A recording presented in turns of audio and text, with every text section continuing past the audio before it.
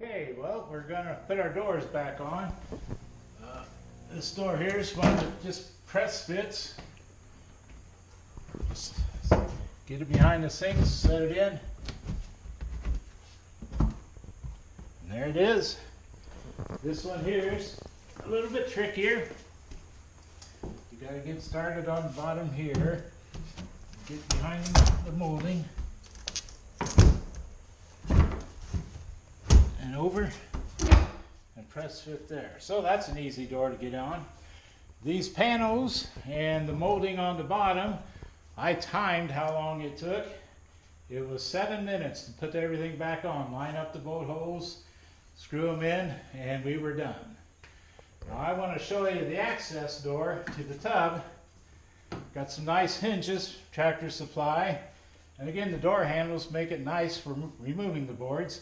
We got some good strong hinges here too. So basically these collapse the door backwards, pushes on that so our insulation is well seated. And we hold those up. We pull this handle down and there's our access to our salt tub. So that's how you build your access door. Again, I'm no carpenter, just an average guy. And I'm sure an average guy can do just as well. So that's the doors, how they went back on. Very easy and very nice. So I'm going to show you the salt dolly now, the softener salt dolly. There are a couple little features here. I use a hinge to hold this door open so the wind don't grab it. So I put a hinge in here on there. And the arrangement of the salt storage box, the salt storage box and the softener salt dolly fit well over on this wall. Again, I take that hinge off. I've got a door stop, an old railroad tie. I used to set under machinery and put a handle on it. You want to make sure that your animals are protected, that your wind's not going to blow the door shut on their tail. And so that's a precaution that I highly recommend, is you have a stop there while you do that. We've got another hinge back here that keeps the salt dolly connected to the salt storage box. And I pull that out. You roll it straight out. The wheels make it nice. I've got this board that kind of traps it in place and guides it in place when I put it away. And for more light, I'm going to go ahead open this door up. Again, protect your pets. And this is the softener salt dolly. We'll just start at the top. We've got a hoist, Harbor Freight, made by Pittsburgh. Comes highly recommended by a professional man that was repairing heavy gears. 1 foot, 2 foot gears, metal gears. And they used to use a better name than Pittsburgh, and he said it broke down and they bought one of these and they said this is all they buy now. They find this to be extremely durable and a nice outfit. So start with a hoist up there. We've got a pipe that comes down, got a little hanger here for my remote control. Got a deck that the salt sits on. We've got a remnant carpet piece here that allows protection against your car bumper that slides up against there and protects your car. We've got a cord wrap here, so it's the electric hoist. Works nice with a little cord wrap here. These little units here, come in and look at these, Judy. Your clamps hold this in position, but to make sure that the rotation doesn't leave you, I use these hose clamps and they act like positive stops that traps it from moving. You'll see down here a very important feature. It's what I call an outboard. Put this on right when you start your construction, because sometimes you put your pipe on there and the whole unit will come over. So make sure that's about 1/4 of an inch off the ground, prevents any kind of strange action. Got a cap on the bottom of the pipe there. Again, we have a hinge for our door latch, handles which are extremely handy, a very big safety factor. We use this without a counterweight at the bottom and it worked okay, but you want to make sure So I put a bag of salt right in there, and that definitely will not allow it to go anywhere. A little overhang here. This is the section that will go into your door that carries the salt bag. So that's a quick explanation, a display of the softener salt dolly. Again, some safety factors. Wear shoes, because if you're barefoot, these wheels, you get your feet in the wrong place, they'll bite you. So make sure you got shoes on when you roll this around. The outboard support is very important. The control of your rotation up here, make sure that it doesn't move anywhere. I've got this out about a 5-degree angle that way. This is a part Tractor Supply sells. I've put some rubber tubings around here, and made it give the same feel as what your hand is. When it lifts things up, it works very well. And the handles work very well. So, that's kind of what it looks like. I am going to go ahead and give you a demonstration of how it works now. So, the first thing I do is I unwrap my cord. I will plug it in.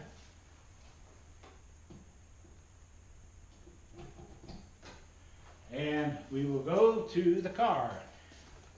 You'll see how I never lift another salt bag again.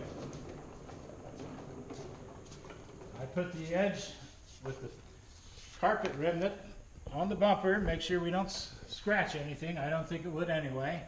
I take a remote, I'll lower it. I haven't worked very hard so far, have I?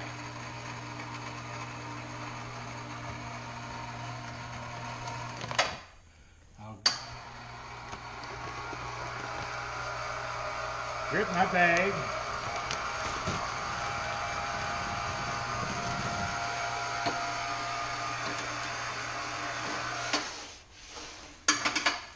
And there is the lifting of the bag. I'll hook my remote up again on my little trolley. I'll get my cord out of the way. We will go to the storage box now.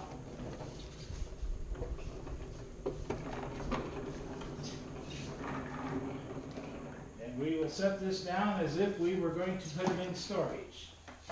So, everything looks good there.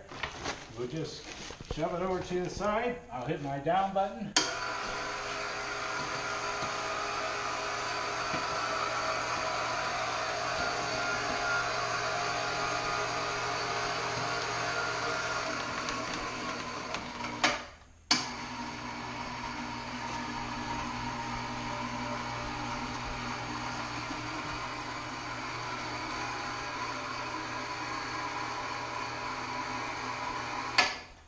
And there, we've taken it out of the trunk. They say to do not run the hoist any more than 14 minutes at a time. And you can see that only took a minute or so to go from the trunk.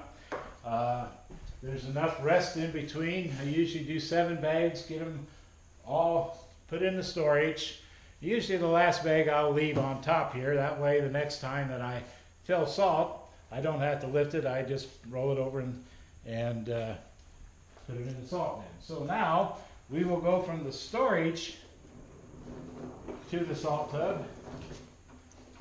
I have tested the handles on these, lifted 9-10 times on the same bag, and who's ever designed the handle did a good job, because these handles are very durable. In fact, this bag here has been up and down probably 6, 7, let me see, 1, 2, 3, 4, 5. It's been lifted 5 times already, this one individual bag. Again, we lower our hoist.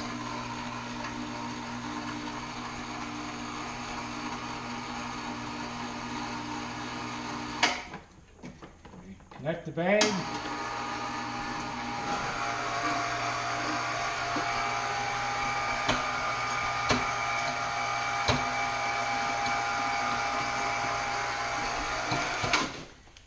Got it up on the deck.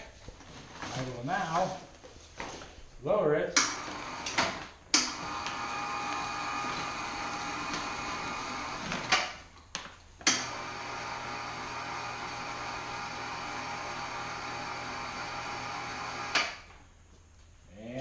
it is ready to go into the salt tub. Get my wire out of the way. Now this little thing here is a little block that will trap this carpeted flange and trap it from going and being pulled into my cover board. When I raise things from this side, it will kind of pull it forward so this hits this and keeps it in place. And so that's what that block of wood there is for. So now you're going to see the beauty of the installation. Again, I open up my access door. I remove my tub lid. Again, I'm just gonna, this bag's gonna put it right up to the high limit that I would want to go. And the beauty of this is, you remember when you tried to handle your bags and fill your tub and cut the thing at the same time? Well, just watch this. There. I'm not handling nothing. And I've got my lid cut. I'm all set. You're going to see another beautiful thing now too. We're going to put our deck into the access door. The overhang will take me about 1/3 of the way over the tub. Now watch how this old 67-year-old man makes life easy.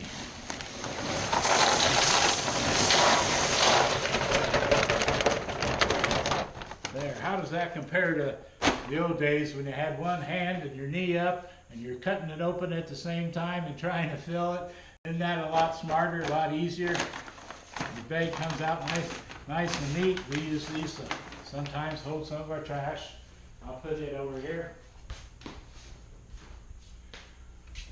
And putting the salt tub in, filling the tub was easy. I am going to go ahead and put my lid back on. Very easy access to the filter. Again, that will collapse that back on the installation or insulation. This little pin kind of holds things and makes it look uniform and neat.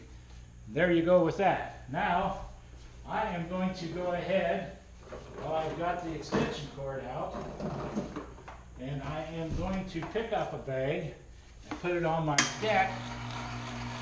That way, the next time, I won't have to pick one up, I'll have it ready to put in.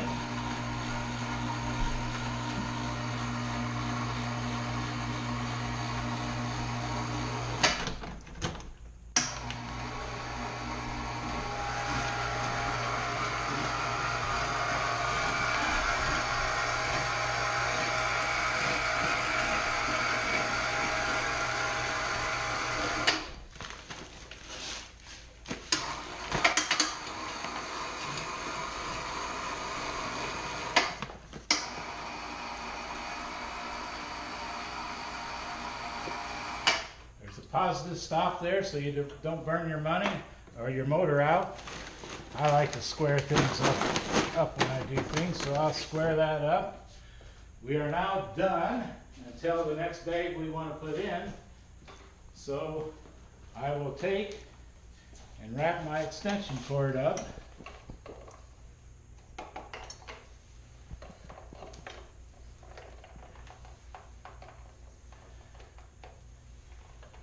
Very neat package, very functional unit.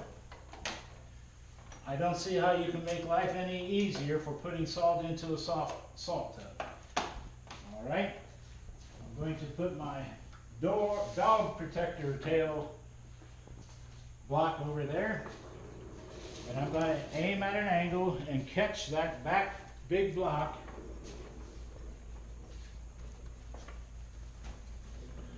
Just take it into place. I will put my connector here to the storage box. I will put my dog tail protector behind here. I will latch my door, which makes it a very nice unit for no door stops out here. The combination of everything fits well here. along the wall with our breaker boxes. You can see how neat everything looks here. You can see how easy that was to bring it out of the trunk of a car. And I've got bad shoulders. I've got one that's been completely replaced from here to here, and this one should have been done 10 years ago too. And carrying 40-pound salt bags was never my favorite thing to do. And now, whenever I do this, I chuckle.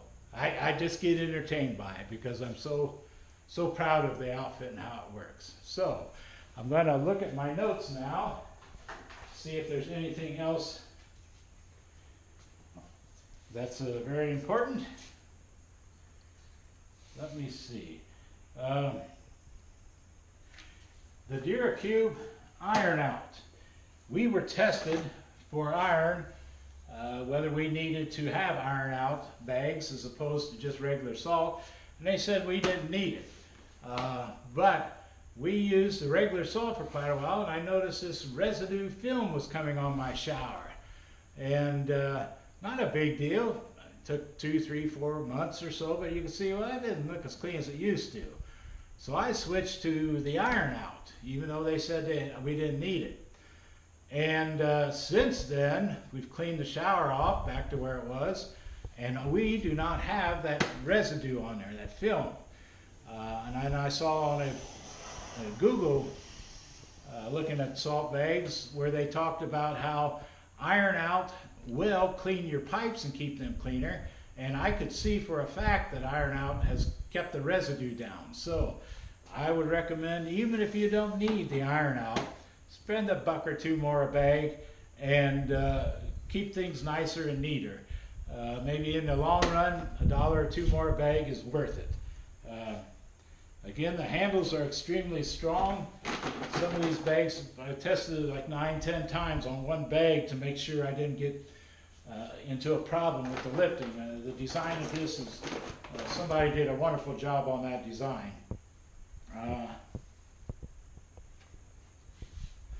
Okay, now on my website, it's got a $10 plan available that shows you how the unit will lift bags out of your car truck.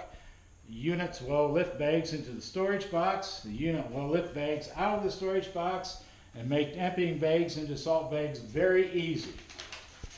Okay, now my plans are copyrighted, and for $10 you can't buy hardly anything for $10.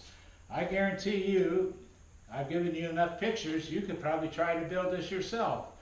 But you're going to find out, just like I found out, you're going to make 5 trips back and forth to town, and you're going to have $30 in gas by the time you get everything fit on your prototype.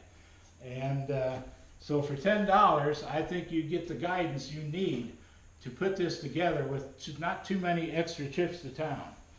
The plans come with a detailed material list with a copy of each price of each piece of material. The price of what this cost is in there, the price of the pipe, the price of the hoist, everything on there. I've got it listed as to each piece of material you need, and then also to the right I have the price of what it costs. Lowe's will cut these boards for you, and they did a good job cutting my boards for me. You kind of, in the plans, it'll tell you how to identify them and how to assemble them. So you've got a very good detailed material list with their costs, and you've got a very good detailed assembly instructions, and you've got the safety hints. Again, wear shoes, put a counterweight in there, control the rotation of your pipes. Another thing I didn't show you was the safety here. I've got these marked on every joint, little black lines, and I look at those to make sure nothing's unscrewing on me through the process, which nothing has unscrewed on me, but for security I put those black lines there, and I look at them every once in a while to make sure there's nothing funny going on. So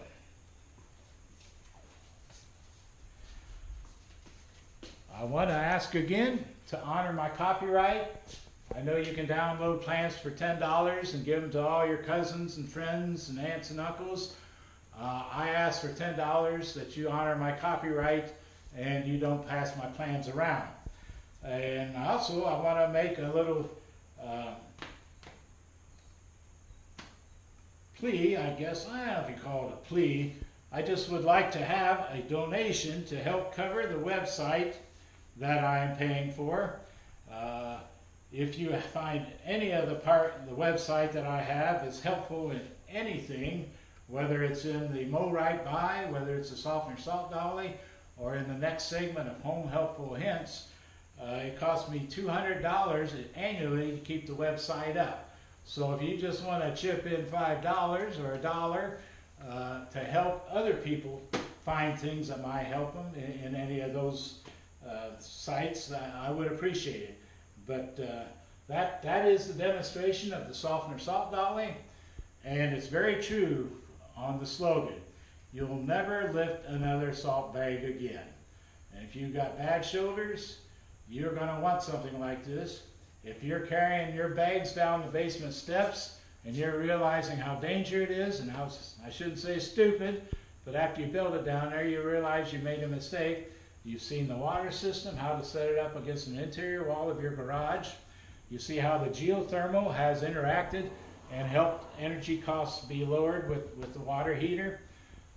You've seen this sink is probably the most used sink in our house in the nice weather months. We use this, I bet, 5 times as much as our other sink in the house, just because it's handy here coming in and out, and just so easy to wash your hands real quick on something. So that is the Softener Salt Dolly segment, and I thank you for your time.